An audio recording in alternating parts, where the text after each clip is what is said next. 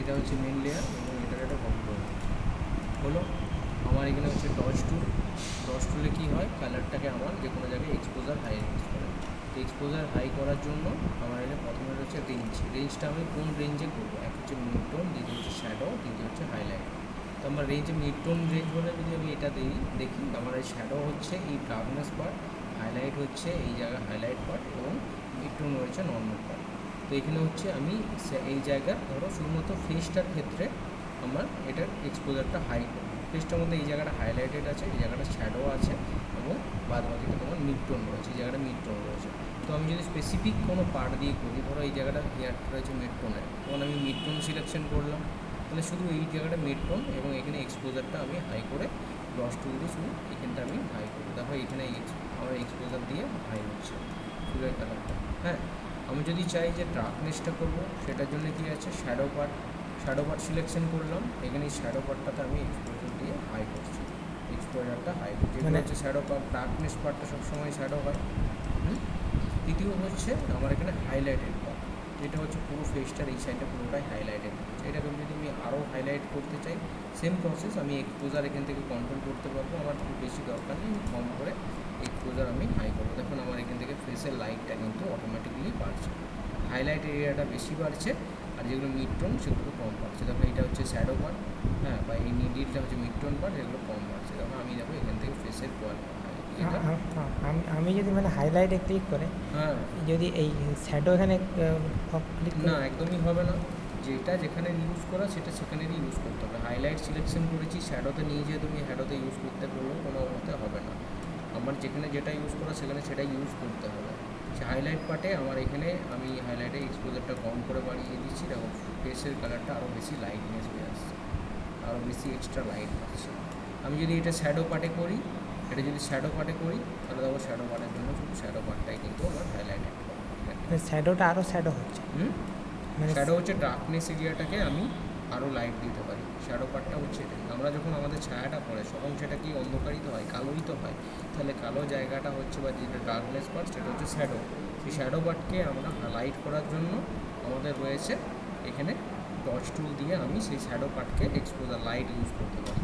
আর যদি highlight area চাই, তাহলে আমার যেমন এই জায়গাগুলো হাইলাইট মানে অতিরিক্ত লাইট দেওয়া রয়েছে, তখন হাইলাইট, এই জায়গাটা হচ্ছে ডার্ক শ্যাডো পার্ট, এবং মিড টোন পার্ট কোনটা বলি, সিঙ্গেল একটা কালার, মানে নর্মাল, না বেশি শ্যাডো আছে না বেশি হাইলাইটেড আছে, এটা এই একটা অপশান।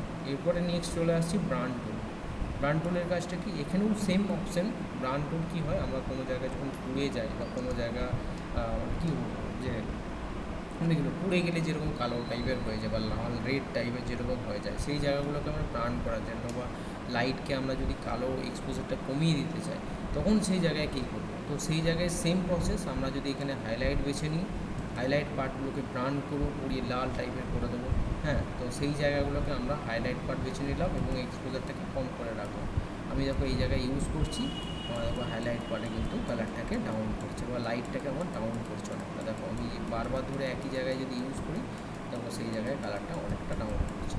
আমি এই জায়গায় ইউজ করছি, দেখো কালারটা আমার ডাউন করছে, দেখো কালারটা আমার লাইটটা ডাউন করছে, দেখো লাইটটা ডাউন করেছে। ব্রান্ড টুলে এটা হাইলাইট পার্ট। আমি শ্যাডো পার্টে যদি করি, শ্যাডো পার্টটা এই জায়গাটা শ্যাডো পার্ট, আমি দেখো এই জায়গায় শ্যাডো পার্ট করছি, দেখো সেই জায়গাটা ডাউন হয়ে কালার লাইটটা ডাউন হচ্ছে। ব্রান্ড টুলের সেম, আমাদের ডস টুলে হচ্ছে লাইট বাড়িয়ে দেয়, ব্রান্ড টুলে হচ্ছে লাইট কমিয়ে দেয়। এক্সপোজার আমরা এখান থেকে কন্ট্রোল করতে পারি।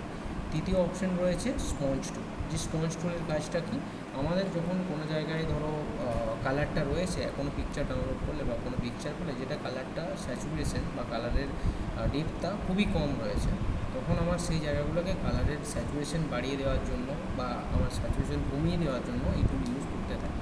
এই স্পঞ্জ টুলের কাজ হচ্ছে দুটো অপশন, এখানে হচ্ছে ফ্লো, যেটা হচ্ছে কতটা বেশি আমরা একসঙ্গে ইউজ করতে পারি ফ্লোটা। হ্যাঁ, এখানে একটা হচ্ছে ডিস্যাচুরেটটা হচ্ছে আমাদের সবসময় কালারটাকে কমিয়ে দেওয়া সেই জায়গায়। আমি যদি ব্যাকগ্রাউন্ডটা ধরো কালার রয়েছে, কালারটা বেশি রয়েছে, আমি ব্যাকগ্রাউন্ডটা কমাতে চাই, তখন আমি দেখো নর্মাল ব্যাকগ্রাউন্ডটাকে আমি এরকম করে ড্র্যাগ করি, দেখো অটোমেটিকলি কালারটা আমার ডাউন হচ্ছে।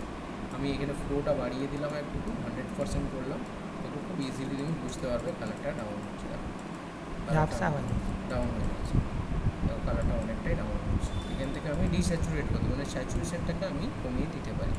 আমার যেমন বলি আমি এখন এই বার্ন টুল দিয়েই আমি স্যাচুরেশনটাকে বাড়িয়ে দেবো। যে আমার মনে হলো যে আরও কালারটা আমি বেশি দেবো, তখন আমি সেক্ষেত্রে ইউজ করি। ধরো এখানে আমার যে লিপস্টিকটা রয়েছে, লিপস্টিকের কালারটা আমি হাই করতে চাইছি, এই যে আমার লিপস্টিকের কালারটা হাই করতে চাইছি, তখন আমি কী করবো, সেম স্পঞ্জ টুল নিলাম, স্যাচুরেশন সিলেকশন করলাম।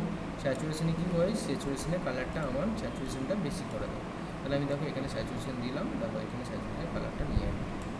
এক হচ্ছে ডিস্যাচুরেটের কালারটা কী হচ্ছে, এই ইয়ে তুলেই তোমার স্পঞ্জ টুলে ডিস্যাচুরেট হচ্ছে, কালার ডাউন করে, ডিস্যাচুরেট কালারটা ডাউন করে দেয়, পুরো ফুল ডাউন করে দিচ্ছে।